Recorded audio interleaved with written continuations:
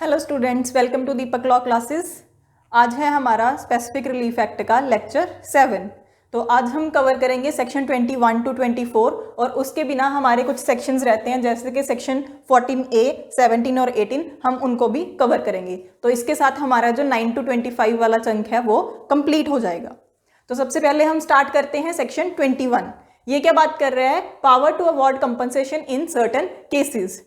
तो कहते हैं कि कोर्ट के पास पावर है कि कोर्ट कुछ केसेस में कंपनसेशन भी दे सकता है अगर स्पेसिफिक परफॉर्मेंस वाले कॉन्ट्रैक्ट हैं।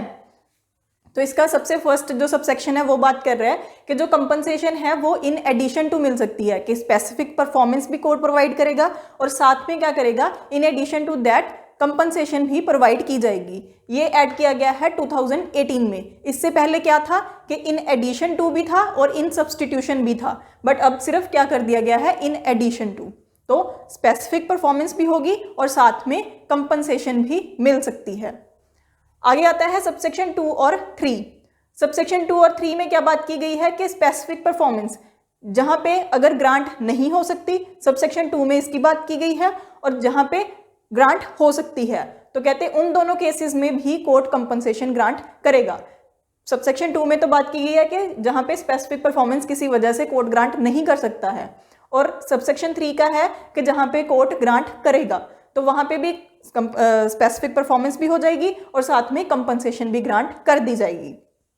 उसके बाद आता है सबसेक्शन 4। ये बात कर रहा है कि जो कंपनसेशन है उसके लिए रूल्स क्या है, कि वो रूल्स कहाँ से आएंगे।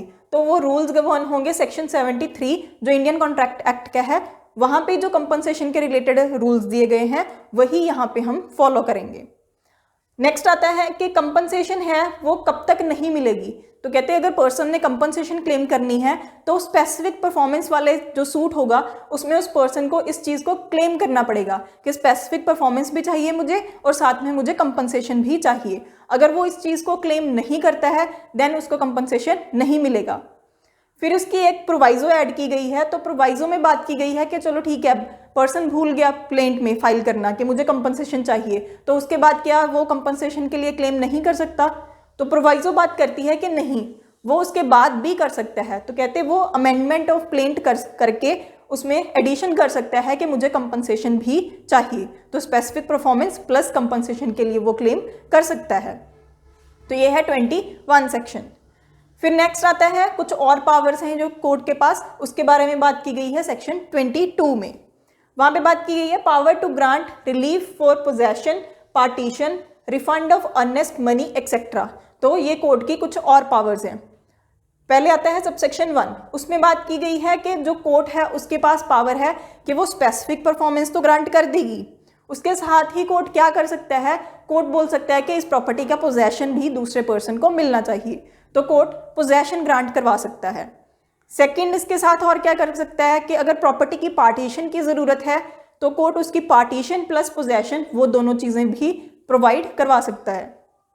नेक्स्ट आता है कि अगर कंपनसेशन या जो स्पेसिफिक परफॉर्मेंस है वो नहीं हो सकती तो पर्सन ने अगर कुछ मनी है वो इन एडवांस दे रखी है तो वहाँ पे रिफंड ऑफ अर्नेस्ट मनी भी हो सकता है। तो ये सबसेक्शन 1 के आगे ए और बी क्लॉज में दिया गया है। उसके बाद आता है सबसेक्शन 2 इसका। उसमें भी यही जो पहले हमने बात की थी वही सेम बात की गई है कि जो रिलीफ है वो तभी मिलेगी अगर पर्सन ने उस चीज़ को प्लेंट में क्लेम किया है, और साथ में ही प्रोवाइजो में ये बताया गया है कि अगर प्लेंट में उसने क्लेम नहीं किया है तो वो क्या कर सकते हैं, वो अमेंडमेंट ऑफ प्लेंट करके उसको बाद में लेटर ऑन ऐड ऑन कर सकते हैं at any stage of the proceedings. उसके बाद बताया गया है सबसेक्शन 3 में कि जो ये पावर है, जो 22 वाली पावर है कोर्ट की, तो ये कहते हैं without prejudice to the powers of compensation under section 21।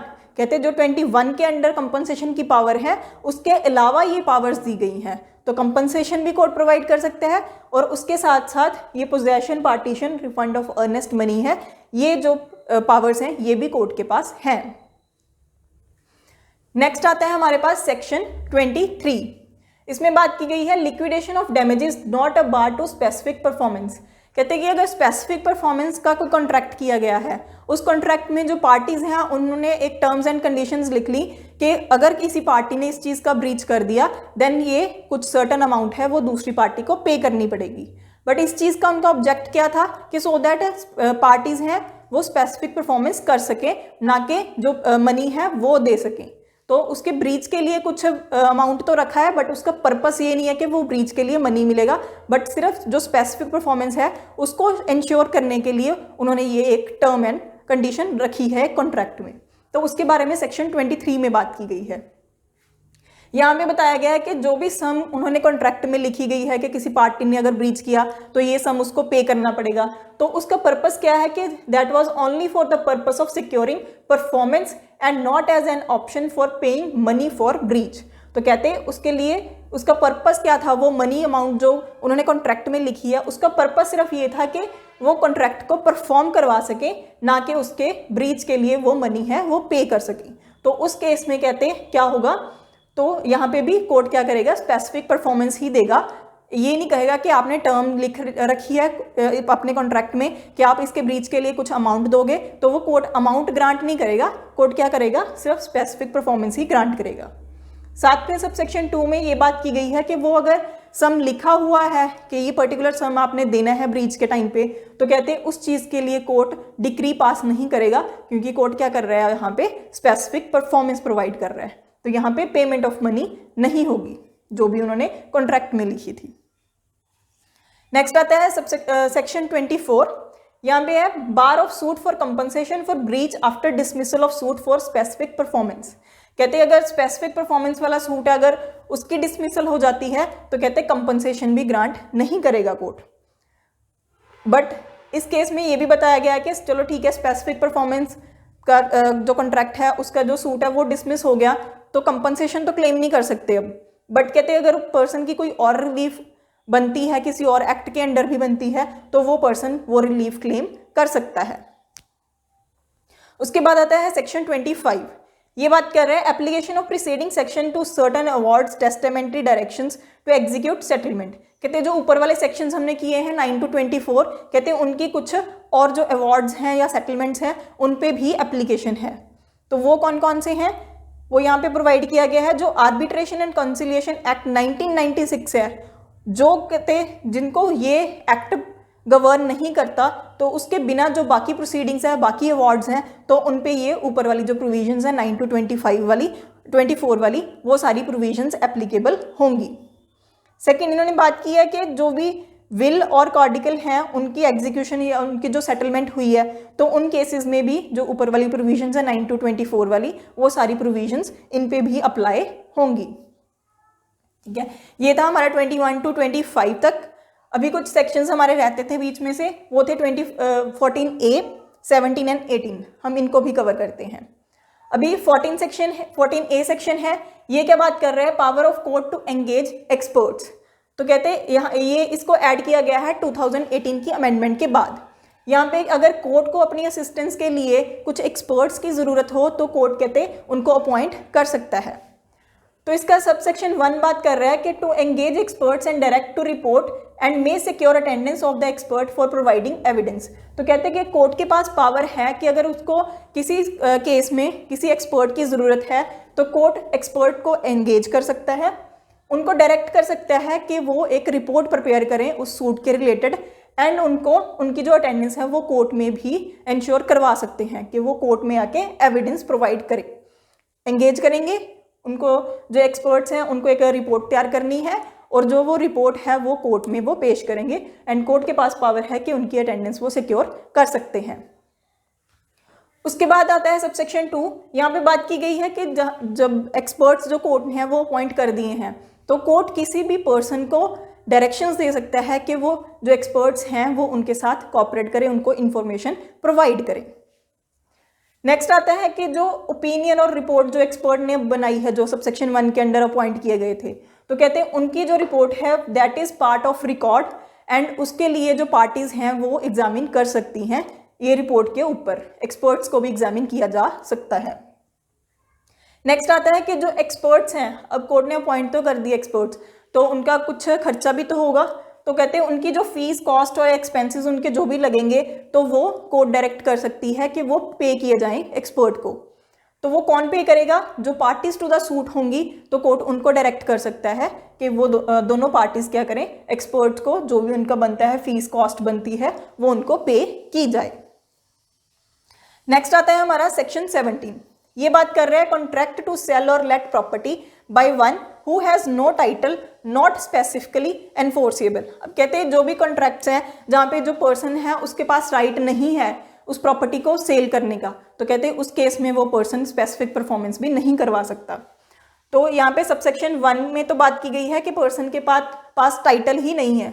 जब पर्सन के पास टाइटल ही नहीं है तो वो स्पेसिफिक परफॉर्मेंस भी कॉन्ट्रैक्ट की नहीं करवा सकता है।